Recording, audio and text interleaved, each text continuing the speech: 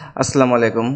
তো এই ভিডিওটা মূলত হচ্ছে আগামী সপ্তাহে আমাদের ট্রেডিং প্ল্যান কেমন কি হইতে পারে, টোটাল মার্কেট সম্পর্কে একটা আইডিয়া নেওয়ার চেষ্টা করি, ঠিক আছে? তো দেখেন যে প্রথমে আমরা যদি ইউএস টেক দেখি, তাহলে পারে দেখেন যে এখানে বেশ ভালো রকম ভয়ানক রকমেরই আপনার দাম কমছে। প্রায় 5.2% কমছে আমেরিকান মার্কেটে। তারপরে হচ্ছে জাপান মার্কেটে কমছে 5.6%। তারপরে এটা হচ্ছে জার্মানির মার্কেট, জার্মানির মার্কেটে প্রায় 1.5%। আর ইউকে মার্কেটে আছে হচ্ছে 0.75%, ঠিক আছে? এখন এই যেই দরপতনটা হইলো, এই দরপতনের মেন কারণ কি? মেন কারণ আমি যেটা ধারণা করতেছি সেটা নাও হইতে পারে, বাট যেটা আমার কাছে লজিক্যাল লাগতেছে সেটা বলতেছি। মেন কারণ হচ্ছে যে টোটাল গ্লোবাল মার্কেট ইফেক্ট হইছে হচ্ছে অ্যাকচুয়ালি আমেরিকার কারণে, কারণ আমেরিকা এত বেশি দাম কমছে যার জন্য টোটাল গ্লোবাল মার্কেটে ইফেক্ট পড়ছে। আর জাপানের মার্কেট তো এমনিতেই সরাসরি হচ্ছে আমেরিকার উপরে নির্ভরশীল বা ফলো করে অনেক বেশি, ঠিক আছে? আর ইউরোপের মার্কেট যেটা আছে, জার্মানির মার্কেট আর হচ্ছে ইংল্যান্ডের মার্কেট, এই দুইটা মার্কেটও মানে ওয়েট পাইছে এই মেন মার্কেট থেকে, ঠিক আছে? তো দেখেন যে এখন যদি আমরা দেখি যে টপ থেকে মানে অল টাইম হাই থেকে ইউএস টেক অলমোস্ট 6%, মানে 6.5% মতো আর কি ড্রপ খাইছে, ঠিক আছে? এটার মেন কারণ যেটা আমার কাছে মনে হয়েছে সেটা হচ্ছে যদি আমরা ডলারের চার্টটা দেখি, ডলারের চার্টে দেখেন যে এই যে গতকালকে যখন হচ্ছে ফরেক্স ফ্যাক্টরিতে গেলে পারে বুঝতে পারবেন। গতকালকে দেখেন যে হচ্ছে আপনার এই যে ইউএস এর হচ্ছে নন ফার্ম যেই হচ্ছে জব ডাটাটা আসছে, আনএমপ্লয়মেন্ট রেট, নন ফার্ম এমপ্লয়মেন্ট চেঞ্জ, ঠিক আছে? এগুলো যেগুলো আসছে, এগুলো সবই অর্থনীতির গ্রোথের জন্য ভালো নির্দেশ করে, ঠিক আছে? ভালো নির্দেশ করে। অর্থাৎ এটাকে বলা হয় স্ট্রং জব ডাটা, যেখানে আনএমপ্লয়মেন্ট রেট হচ্ছে আনচেঞ্জড আছে।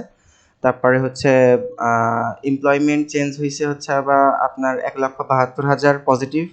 আর হচ্ছে অ্যাভারেজ আওয়ারলি আর্নিংস যেটা ছিল সেটা থেকে আরও 0.1% বাড়ছে, মানে আপনার প্রিভিয়াস ছিল 0.2%, সেখান থেকে আরও 0.10% বেড়ে 0.3%। অর্থাৎ ইউএস এর ইকোনমির জন্য এটা হচ্ছে গা ভালো সংবাদ। হুম যখন জব ডাটাগুলি স্ট্রং হয় তখন হচ্ছে গা ওই দেশের ইকোনমি স্ট্রং হচ্ছে এমনটা ধরা হয়। সেই ক্ষেত্রে যেটা হয় সাথে সাথে আপনার ওই দেশের মুদ্রার দাম বেড়ে যায়। এই কারণে আপনার ডলারের দাম বাড়ছে। আর ডলারের দাম দেখেন, এগুলো ধরেন মুদ্রা, তো মুদ্রা একবারে যখন আপনার হচ্ছে প্রায় অলমোস্ট 1% মতো বাড়ছে কিছু ঘন্টা ব্যবধানে, সেটা অনেক বড় একটা ইফেক্ট। সাধারণত আপনার কোনো মুদ্রাই মানে আপনার কিছু ঘন্টা ব্যবধানে এত বেশি বাড়ে কমে না। সেইটা হচ্ছে কোনো অ্যাডভার্স কোনো মানে কোনো একটা বড় সড়ো ইফেক্ট ছাড়া আর কি, ঠিক আছে? তো যেহেতু মুদ্রার দাম বাড়ছে, সেহেতু ওইটা কিন্তু আবার স্টক প্রাইসে অ্যাডজাস্ট হবে। সেটা আবার স্টক প্রাইসে অ্যাডজাস্ট হওয়ার কারণে এইটা মূলত দাম কমে গেছে। তো এটা স্টক মার্কেটের ইন্টারনাল কোনো ঘটনা না, যার জন্য মানে আপনার হচ্ছে শেয়ারগুলোর দাম কমছে। এটা মূলত ডলার এবং স্ট্রং জব ডাটার ঘটনা, ঠিক আছে? কোম্পানিগুলোতে বড় কোনো চেঞ্জ আসেনি। আর মার্কেটে আপনার হচ্ছে কিছুটা মানে সমস্যা তৈরি হচ্ছিলেও মনে হচ্ছিল যে মার্কেট পজিটিভ পজিটিভ কিন্তু একটু উইক পজিটিভ, মানে পজিটিভ কিন্তু মার্কেটটা টানছে কে? হ্যাঁ, এটা কর্পোরেট টানা না, এটা হচ্ছে আপনার রিটেল যারা আমাদের মতো মানুষ আছে তাদের কেনা। এই টানাগুলো দেখেন যে খুবই আপনার দুর্বল, খাওয়া দাওয়া খুব একটা করে নাই, ঠিক আছে? অন্যদিকে দেখা যাচ্ছে যে এই খাওয়া দাওয়া মানে এই টানাগুলো দেখেন যে স্ট্রং, মানে ক্যান্ডেলগুলো দেখলে পরে বোঝা যাচ্ছে যে স্ট্রং। এখানে আপনার যেসব কর্পোরেট ইনভেস্ট মানে ইনভেস্টমেন্টসগুলো আসে সেগুলো এখানে ইনভলভ আছে, ঠিক আছে? যাতে ক্যান্ডেলগুলো এখানে স্ট্রং, এখানে ক্যান্ডেলগুলো উইক।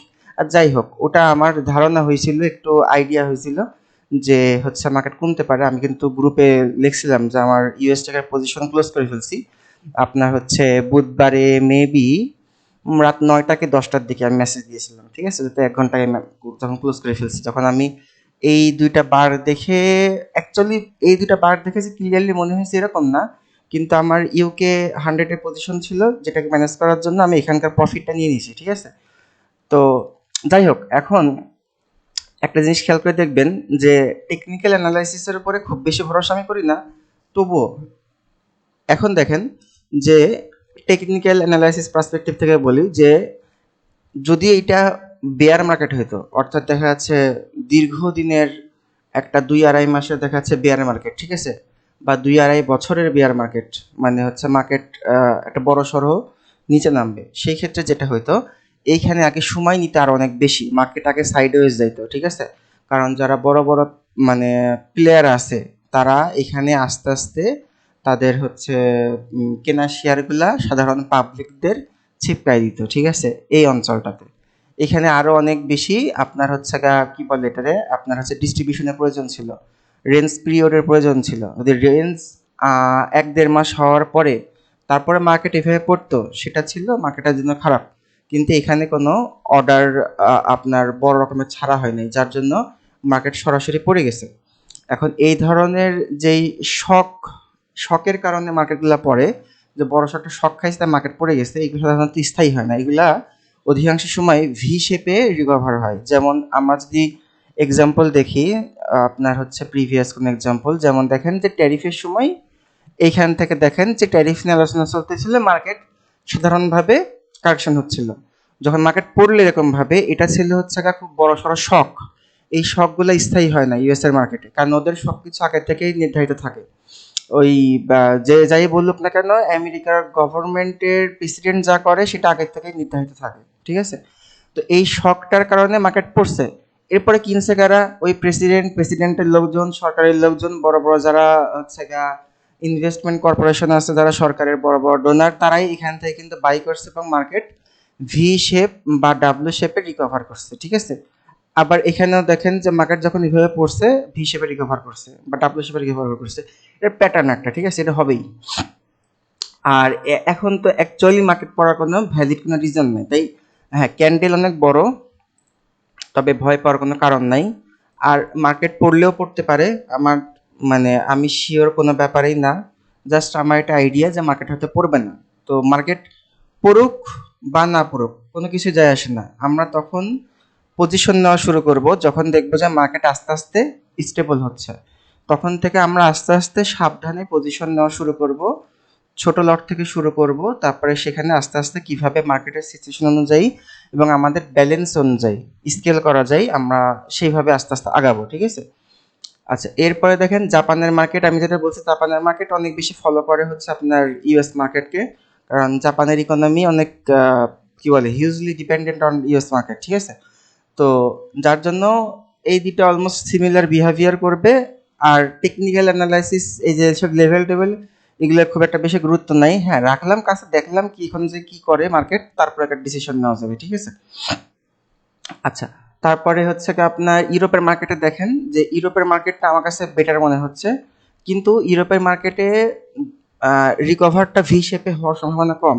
ইউরোপের মার্কেটটা হয়তো স্লো রিকভার করবে, একটা স্লো মানে একটু ধীরে ধীরে রিকভার করবে, কারণ ওভারঅল মার্কেট সাইডওয়েজ সাইডওয়েজ কিন্তু লং টার্ম ট্রেন্ড আছে আপনার পজিটিভ, লং টার্ম ট্রেন্ড আছে হচ্ছে আপনার আপ ট্রেন্ডে, কিন্তু রিসেন্ট মার্কেটটা একটু সাইডওয়েজ টাইপের, তবু এই মার্কেটটা বেটার। বেটার বলতে কি এই মার্কেটের রিস্ক কম। দেখেন আমাদের হচ্ছে বুধবারের দিন আমরা ইউএসটাকে পজিশন ক্লোজ করে ফেলছিলাম, আর আমাদের কিন্তু পজিশন নেওয়া আছে 4টা লেয়ারে, আপনার হচ্ছে ইউকে 100-এ। গতকালকে এইটা আমাদের একটা ভালো পরিমাণ প্রফিটে চলে যাইতো, কিন্তু দুর্ভাগ্যজনকভাবে ইউএস টেক হচ্ছে বেইমানি করার ফলে ইউকে 100 কিন্তু প্রথম দিকে পড়ে নাই, পরের দিকে গিয়ে কিন্তু চাপ সামলাতে না পারে লাস্টে এসে 0.75% কমছে। এইটা কোনো সমস্যার কোনো কিছু না, এটা দুঃখের কোনো কিছু না। আমি আশা করতেছি দুঃখের কোনো কিছু হবে না, আর যদি হয় অস্তরে একটাই ধৈর্য ধরতে হবে, ঠিক আছে। আর হচ্ছে আর একটা জিনিস সেটা বলে রাখি, সেটা হচ্ছে যে আমি কেন আরো আশাবাদী যে ইউএস মার্কেট হয়তো বা রিকভার করবে। এইখানে একটা বিষয় হচ্ছে, দেখেন যখন জব ডাটা আপনার হচ্ছে ভালো আসছে, তখন আপনার হচ্ছে ডলারের দাম বাড়ছে, যেটা আমি কেবল দেখাইলাম, হ্যাঁ। এখন যেটা হবে সেটা হচ্ছে যে সামনে যেই 16-17 তারিখে, এই মাসের 16-17 তারিখে যেই ইউএসএ সেন্ট্রাল ব্যাংক বা হচ্ছে ফেডের যে মিটিংটা আছে, সেই মিটিংয়ে কিন্তু আপনার ইন্টারেস্ট রেট নির্ধারণ করা হবে। তো সেই ইন্টারেস্ট রেট যে কমাবে না, এইটা মার্কেট অ্যান্টিসিপেট করতেছে, কারণ মানে আপনার হচ্ছে কি ইন্টারেস্ট রেটের সাথে স্টক মার্কেটের অনেক বড় রকমের সম্পর্ক আছে, ঠিক আছে? যেমন দেখবেন যে আমরা এখন আমাদের দেশে ব্যাংকে টাকা রাখলে পাই হচ্ছে গা, আমাদের দেশে বর্তমানে ইন্টারেস্ট রেট হচ্ছে গা অলমোস্ট অ্যাভারেজলি 8% থেকে 10%। মানে খুচরা পর্যায়ে মানে পাই যদি আপনি লোন নিতে যান তাহলে পারে 11-12% আপনাকে এই ব্যাংকে ইন্টারেস্ট দিতে হবে। আর যদি হচ্ছে ব্যাংকে টাকা রাখেন তাহলে পারে হয়তো বা অ্যারাউন্ড 8% সামথিং এরকম পাবেন। বাকিটুকু বাফার জোনে থাকে, ব্যাংক কিছু প্রফিট করে, আর অনেক কাজকর্ম আছে, যাই হোক। তো আমাদের দেশে দেখেন ইন্টারেস্ট রেট কিন্তু প্রায় 10%, যার জন্য আমাদের দেশের স্টক মার্কেট কিন্তু ভালো করতেছে না দীর্ঘদিন ধরে। যখন এই ইন্টারেস্ট রেটটা কমাবে ওই দিনকে দেখবেন যে কেউ টের পাবে না, কিন্তু আমাদের দেশের স্টক মার্কেটটা ভালো করবে, ঠিক আছে? তো এটা প্রত্যেকটা দেশেরই মোটামুটি একটা সাধারণ নিয়ম। কিছু সময় তো ব্যতিক্রম হবেই, বাট একটা সাধারণ নিয়ম হচ্ছে এটা, যখন ইন্টারেস্ট রেট কম থাকে তখন ব্যবসায়ীরা ব্যাংকের থেকে লোন নিতে পারে এবং সেই লোন নিয়ে ব্যবসাতে গ্রোথের কাজে লাগাইতে পারে, ঠিক আছে? যার জন্য তখন শেয়ারগুলোর দাম বাড়ে। আরেকটা কারণ হচ্ছে ব্যাংকে ইন্টারেস্ট রেট কমাই দিলে মানুষ অধিক রিটার্নের জন্য টাকাটা ব্যাংকে না রাখে রাখে হচ্ছে স্টক মার্কেটের সাথে শেয়ারে ইনভেস্ট করে, ঠিক আছে? যার জন্য তখন শেয়ারের দাম বাড়ে। তো এখন মার্কেট যেহেতু অ্যান্টিসিপেট করতেছে যে সামনে হয়তো ফেড দাম মানে ইন্টারেস্ট রেটটা হচ্ছে কমাবে না, যার জন্য এটা অলরেডি প্রাইসড ইন হয়ে যাচ্ছে আপনার হচ্ছে শেয়ার বাজারে। এটা আগে থেকে এস্টিমেট করার ফলে দামটা আগে থেকে কমে যাচ্ছে।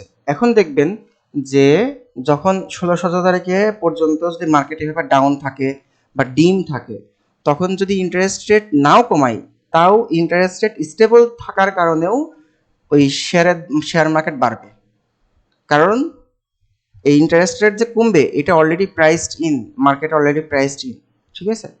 তো অর্থাৎ তখন দেখবেন যে ডলারের মানে ইন্টারেস্ট রেট স্টেবল আছে, বাট নিউজ আসার আধা ঘন্টার ভিতরে ডলারের দাম হয়তো কমবে, বাড়বে না, ঠিক আছে?